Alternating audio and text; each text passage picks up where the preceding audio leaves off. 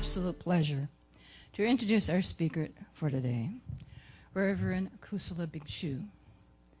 And yes, give him a hand. How many people have heard Reverend Kusala before? Yay, yes. He's one of our favorite people. And he is here to enlighten us and probably entertain us, because he always does, with a way to open our hearts and learn something new.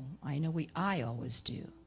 So please welcome Reverend Kusala Bhikshu.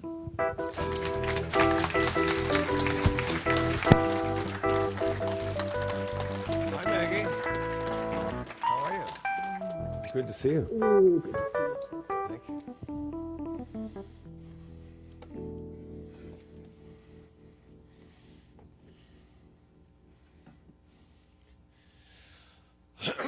Well, it's good to be here. Actually, it's good to be anywhere. And I thought we'd do something a little different to start off the talk. And so I've been emailing Andy, and I said, Andy, did you ever see that movie, The Last Waltz? Martin Scorsese.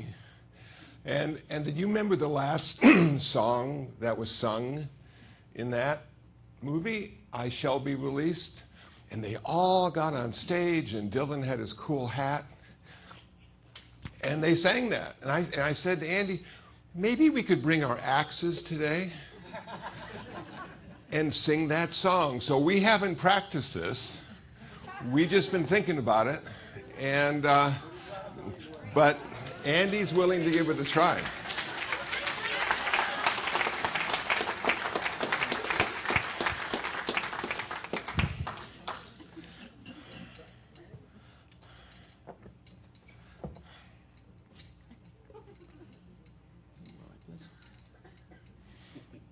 So this is the ukulele microphone here.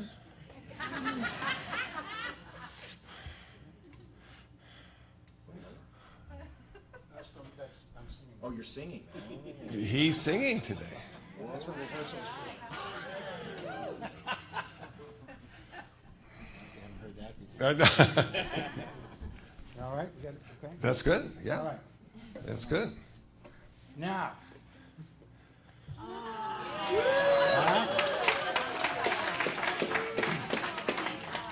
This is what we affectionately call the hippie uke, because it reminds me of my misspent youth. It's got the tie-dye, it's got the peace sign, and you never guess where I got it.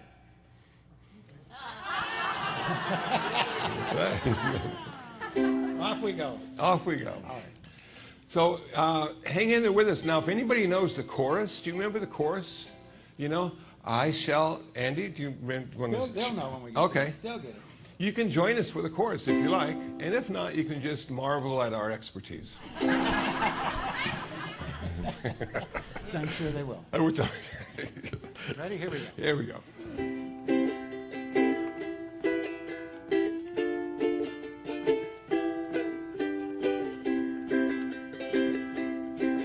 They say everything can be replaced, yet every distance is not near. That's why I remember every face of every man who put me here. I see thy light come shining from the west unto the east. Any day now, any day now, I shall be released. They say every man needs possession. They say every man must fall. Yet I swear I see my reflection someplace so high above the wall. Join me if you want. Here we go. I see my light come shining from the west down to the east. Any day now, any day now, I shall be released. Standing next to me in this lonely crowd is a man who swears he's not to blame. All day long I hear him shout so loud, crying out that he's been framed. I see my light come shining from the west down to the east. Any day now, any day now, I shall be released. Thank you, sir.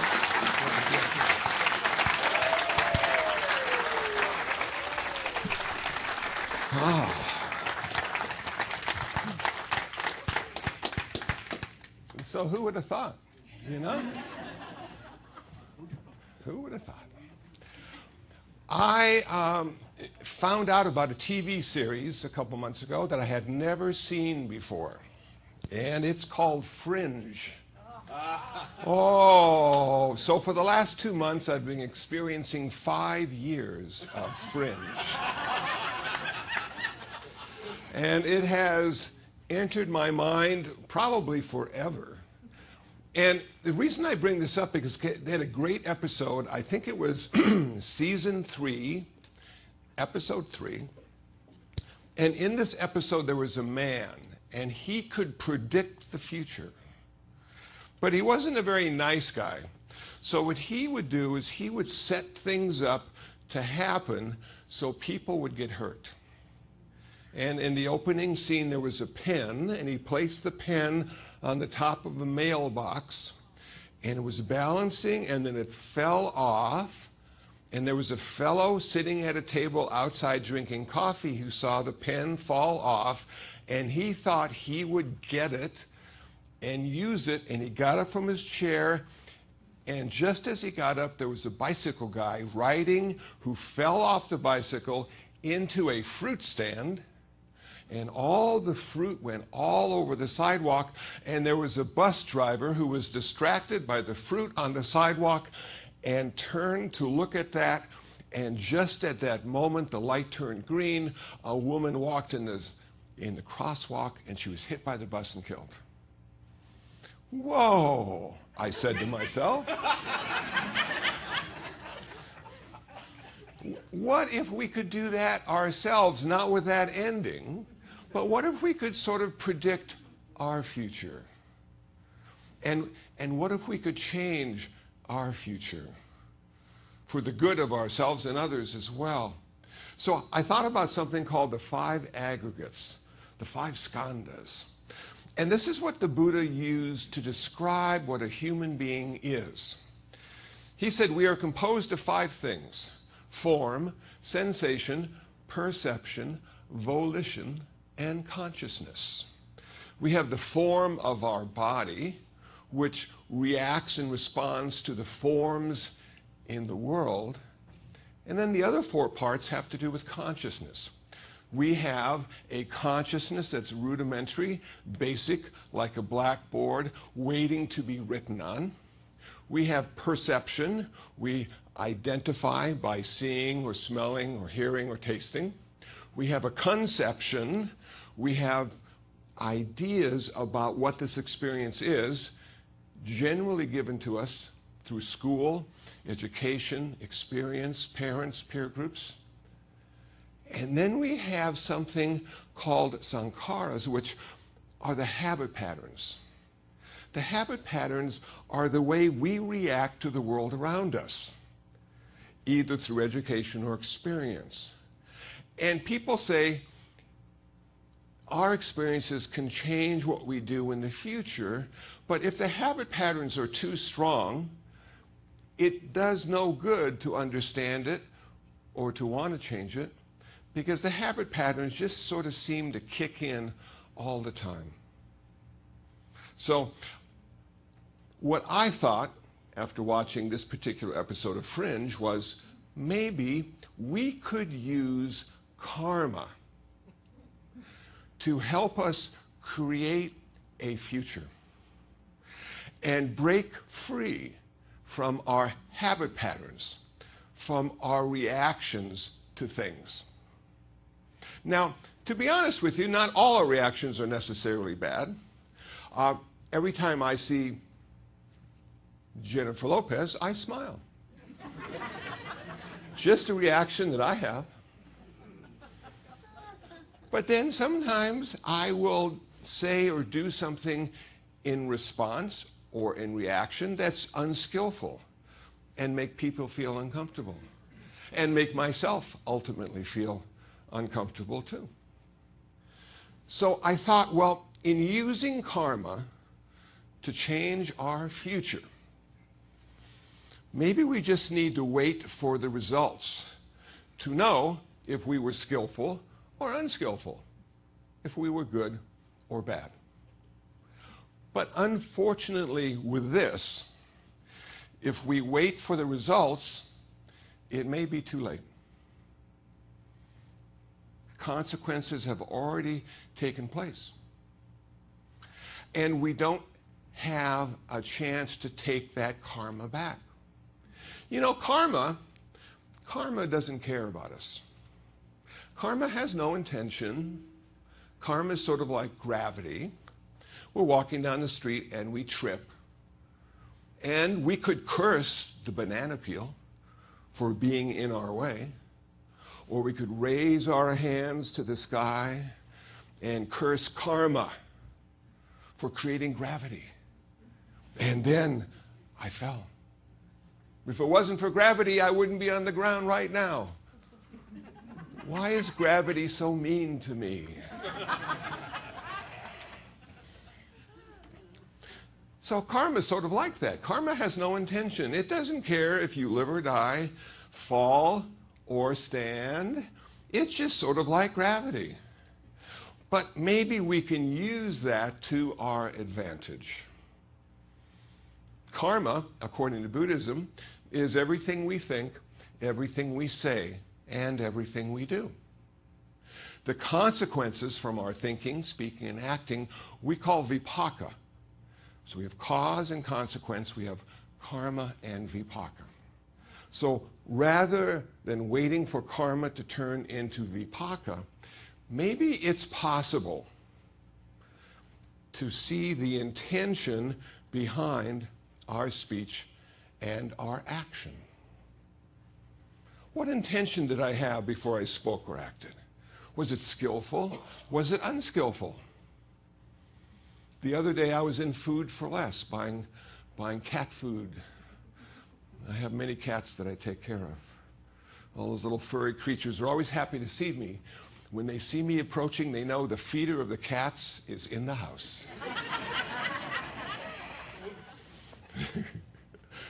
So I'm walking down the aisle, and there is the bakery, freshly baked, I must say. You could almost smell it through the cellophane wrapper. Almost. And I thought, why not just get a couple donuts? You know, 8 donuts for $1.50. Not very good, but will satisfy that desire that I have. And so I put it in the shopping cart along with all the cat food and a half gallon of chocolate milk.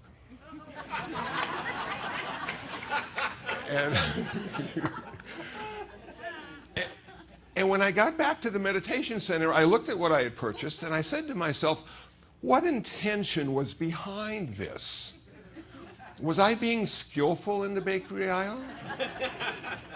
So the Buddha said we have like 3 poisons that run through our consciousness all the time.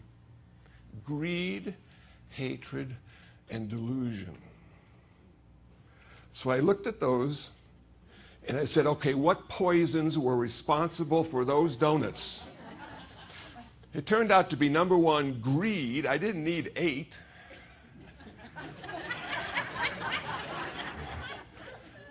And number 2, delusion.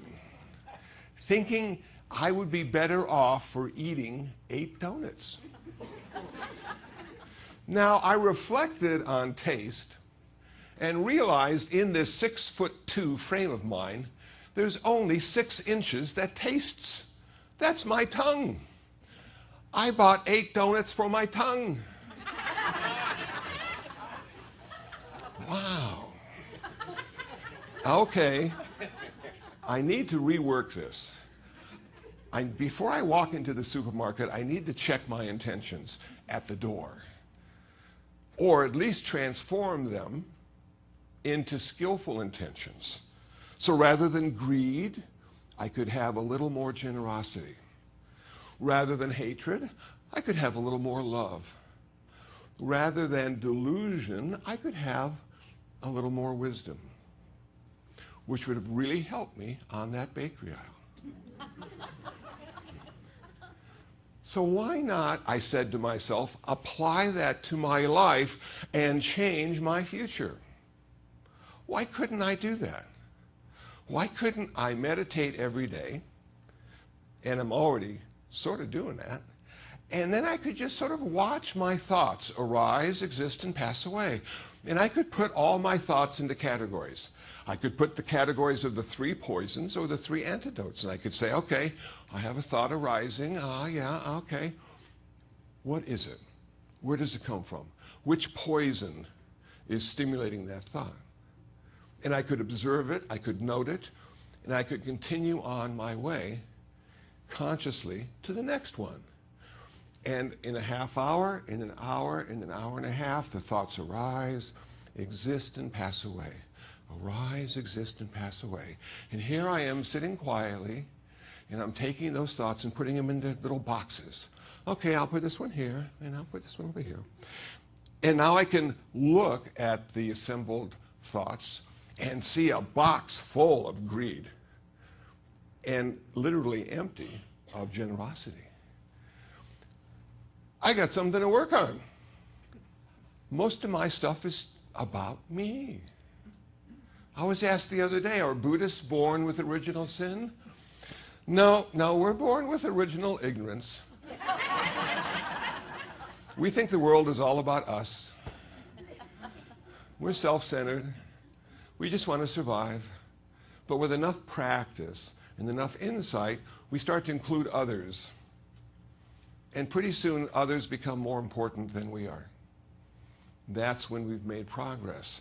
That's when the box of generosity fills first, and the box of greed is empty. And we have hatred. All the things we don't like. Just driving in today, I noticed so many things I didn't like.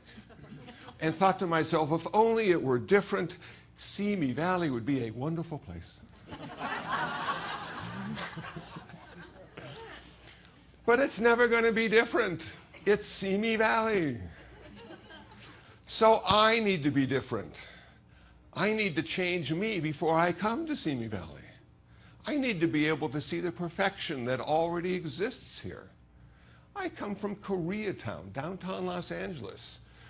If I can see perfection there, I surely should be able to see perfection in Simi Valley. So I noticed that what I needed was a little more love and a lot more kindness, because everybody in their infinite wisdom is just doing the best they can. And sometimes the best we can do turns out to be good enough, like our performance today. It was good enough. So it doesn't need to be perfect to be enjoyable.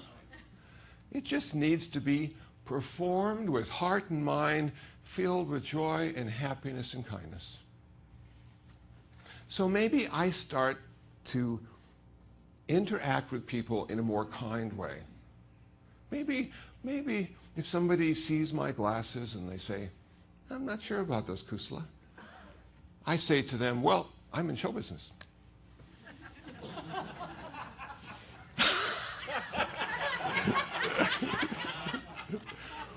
Maybe it's just about letting people be who they need to be, and I don't.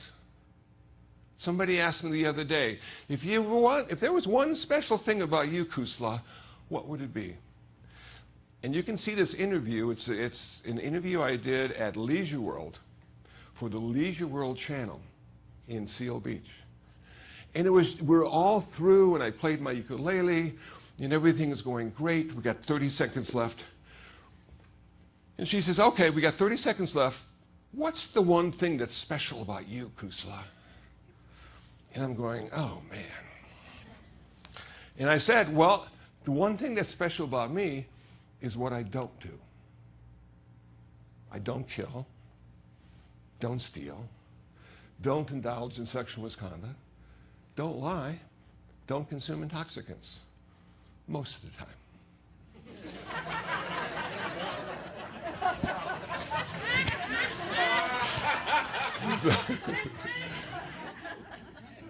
So at some point in your spiritual practice, what you don't do becomes the most special thing about you. Now, this really sounds odd if you've never thought about your spiritual practice in this way. When I came to Buddhism, I had difficulty in understanding, because Buddhism says this is a path of renunciation. We're going to renounce the things that prevent you from experiencing your perfection. When you were born, everything you needed to be perfect was already in place. But there was this greed and this hatred and this delusion that distracted you, took you off the path to that perfection. We don't need to give you any more love. We don't need to give you any more generosity or wisdom. We just need to get rid of the stuff. Ignorance, hatred, greed. And then all that's left is your perfection. So as I continue my practice, 30 years now, I see certain things start to fall away.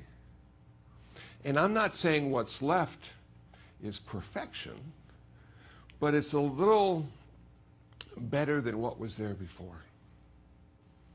So as I continue, I start to see, maybe I need to leave stuff behind. Talking to a fellow today, he says every time he gets a new shirt, he throws 2 shirts away or offers them to Goodwill. Hey, that's a good idea, I said to myself. Every time you get something, you have to make room for it by giving something else up. Every time somebody offers you kindness, maybe you need to make room by getting rid of some of your hatred. Make room for that. The last poison is this delusion and ignorance. Man, this is the toughest one of all. This self-centered ego that is necessary because we live in such a complicated world, and we need to define ourselves in a specific way in order to interact with the world around us, can really be a son of a gun. Now, I remember when I used to go shopping, I don't do that so much anymore, and buy clothes, and I'd put the clothes on, I'd look in the mirror, and I'd say, wow, that really looks good. And everybody else thought it was just looked terrible. And I thought to myself, what's wrong with me? My self-image is askew. I can't figure out if I look good or bad. What happened to that ego that's supposed to define this good-looking guy with a polyester shirt, flowers, you know, the spandex bell-bottoms, skin tight? Man, I was hot in 1975, but it was cool. A bunch of hair with hairspray so it didn't move in the wind. You know? And over the years, I've been less concerned with how I look, as you can tell, and more concerned about trying to identify that mechanism inside that defines who I am. And I'm making friends with it, whoever that is. I'm starting to see that I have been brought up and manipulated and motivated by everything in my life. And I rarely have a choice in the matter because I am reacting, Sankara's habit patterns. I'm reacting to the experience of my life, thinking it should go this way or should go that way, or should be this or shouldn't be this. And as I continue to meditate and watch my mind arise, exist, and pass away, I realize that isn't who I am. That is there because I had the wonderful gift of human birth. And humans are the only creatures that walk this earth that can have that self-evaluation, that can change for the good or change for the not so good. But until we get our choice back, we don't have much to say about it. And what I liked about Buddhism is it encouraged me to get my choice back. It said, because I have karma, because I create karma every time I think something, say something, or do something, I am responsible. I am accountable. And if I choose to act on an unskillful thought, greed, hatred, or delusion, it's my fault. And I deserve those consequences. And no one can forgive me. We don't have grace. There's no way out. We have to suffer. And then we get past that. And then we do it again. Then we suffer. How do you break the circle? How do you break the circle? Buddhism would say we break the circle the first time you don't do something. The first time you choose not to get that box of 8 donuts when you walk by. You broke the cycle. You don't have to have those 8 donuts. It won't make you a better person. It won't make you any happier. You only have a tongue that can taste it anyway. Let it go, Kusala.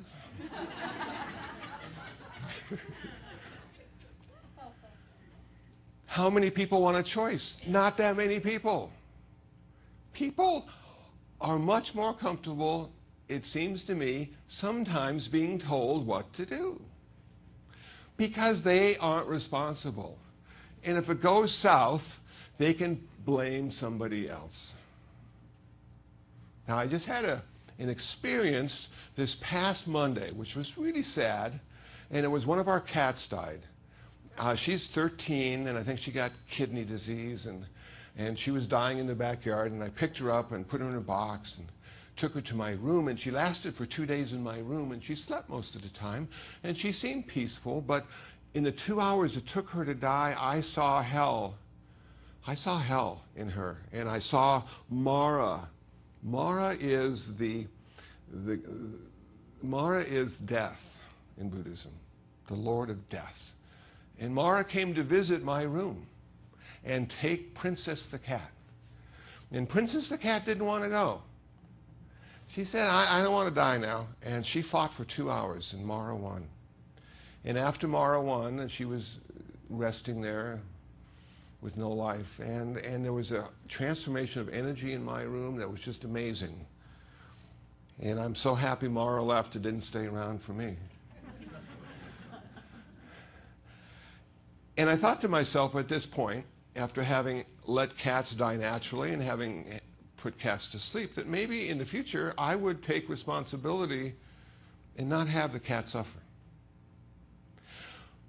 And it's not as easy as it might sound if you're a Buddhist, because there's one school of Buddhism that says, well, this is a chance for them to work out all their old karma and purify themselves and have a really good rebirth after the suffering. But there's another school of Buddhism that says, I want to save all sentient beings, Bodhisattva vow, Mahayana. I want to prevent them from having to suffer. And I will use my life to reduce their suffering. So I thought to myself, do I have enough courage to take responsibility in screwing up my karma possibly by putting this cat to sleep and letting her not suffer the way I saw her suffer for for 2 hours? Do I have the courage of my convictions? Am I willing to accept the consequences if I'm not correct? Because who knows if we're ever going to do the right thing? We don't have enough information.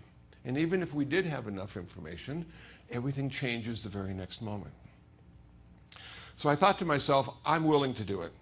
I'm willing to make that choice. And the next cat that will die, and we have 12, and they're all slated to die eventually. None of the cats get out of our backyard alive. You know.